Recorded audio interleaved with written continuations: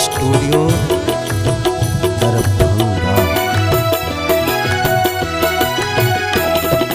भींगा बदन क्यों गुलाबी पसीना, भींगा बदन क्यों गुलाबी पसीना, गुजारी कहीं मस्त रातें कहीं ना, गुजारी कहीं मस्त रातें कहीं ना, गुजारी कहीं मस्त रातें कहीं ना। भींगा बदन क्यों गुलाबी पसीना, भींगा बदन क्यों गुलाबी पसीना, गुजारी कहीं मस्त रातें कहीं ना। भींगा बदन क्यों गुलाबी पसीना, भींगा बदन क्यों गुलाबी पसीना, गुजारी कहीं मस्त रातें कहीं ना।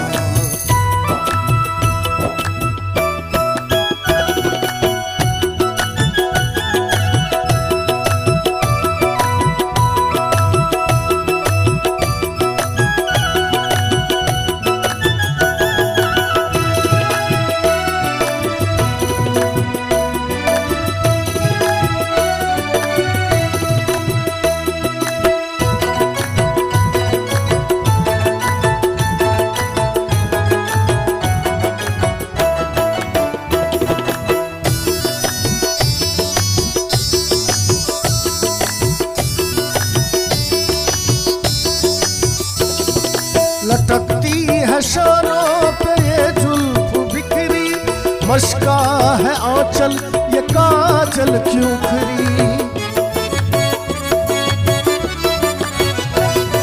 लटकती है शानों पे ये जुल्फ बिखरी, मस्का है आंचल ये काजल क्यों उखरी, मस्का है आंचल ये काजल क्यों उखरी। भींगा बदन क्यों गुलाबी पसीना, भींगा बदन क्यों गुलाबी पसीना, गुजारी कहीं मस्त रातें कहीं ना, गुजारी कहीं मस्त रातें कहीं ना।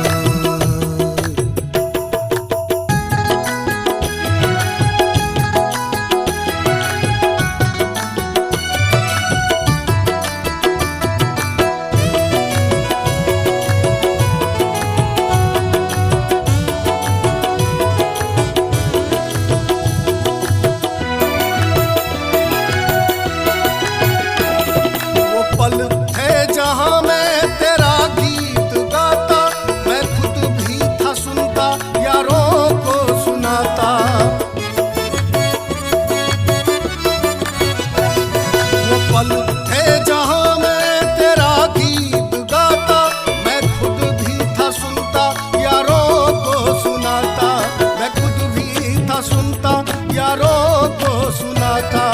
भींगा बदन क्यों गुलाबी पसीना, भींगा बदन क्यों गुलाबी पसीना, गुजारी कहीं मस्त रातें कहीं ना, गुजारी कहीं मस्त रातें कहीं ना।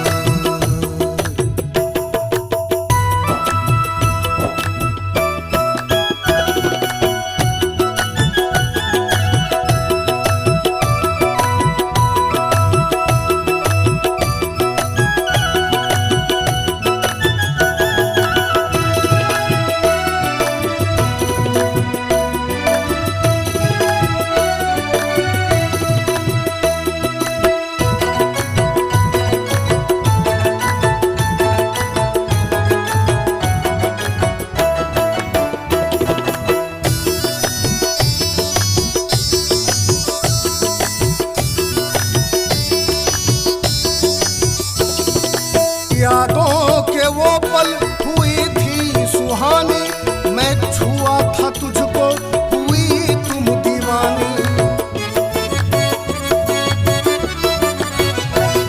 कर यादों के वो पल हुई थी सुहानी, मैं छुआ था तुझको हुई तुम दीवानी, मैं छुआ था तुझको हुई तुम दीवानी, मैं छुआ था तुझको हुई तुम दीवानी। भींगा बदन क्यों गुलाबी पसीना, गुजारी कहीं मस्त रातें